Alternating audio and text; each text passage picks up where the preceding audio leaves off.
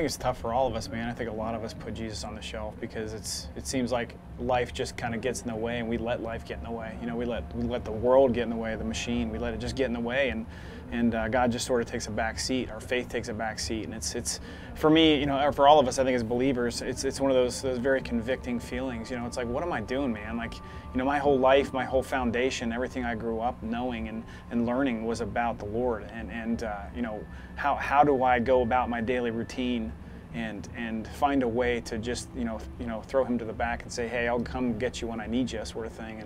And it just seems like in our darkest and worst moments is when our faith seems to kick in again. And it's you see the countries go through that. When 9/11 happened, stuff like that. You just see this explosion of faith and this explosion of, we need God in this country, and we need our faith to be first and everything. Put it back in schools and do this and do that and everything. Once all that that drama seems to fade away, so does God, and so does everybody's their faith just seems to take that back seat. And I think we do that a lot, and it's something that I think that human element that we all share, that it's just we get focused on the wrong things. And I think as Christians, we tend to use God as ammunition against a lot of things in the world, and pull them off the shelf when we need them, and throw them in people's face, and quote unquote Christians. I don't think there were any of the red guys. We're not into that. We like to, we try every single day. It's tough, man. It really is. Especially you get wrapped up in this whole music business and the things that are they're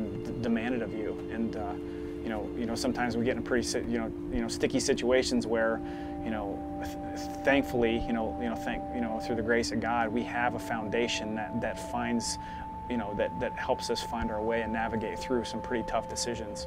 And I think it's frustrating for us too. As believers, we want to be known for, like we talked about, living and loving. That is the fundamental core element of being a believer and a follower of Christ.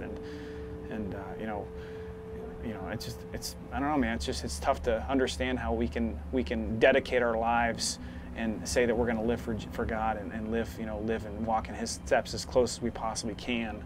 And then sometimes you wouldn't know it. You wouldn't know it by looking at someone that there's something different about them, that there's something that grace has taken grace has taken the negative things out of their lives and changed them into a person that's living and loving, and that wants to be that people want to be around. So it's tough, but I think if you focus on that and that conviction is strong, I think that's where our foundations they'll kick in, because it's a conviction that we share every single day. And I think that if your foundation's strong, you're gonna feel convicted, and you should. And you just got to fight it constantly, and fight the world, fight the machine, fight everything that holds us back and distracts us from being more Christ-like and following in the footsteps that we were trained and shown when we were kids.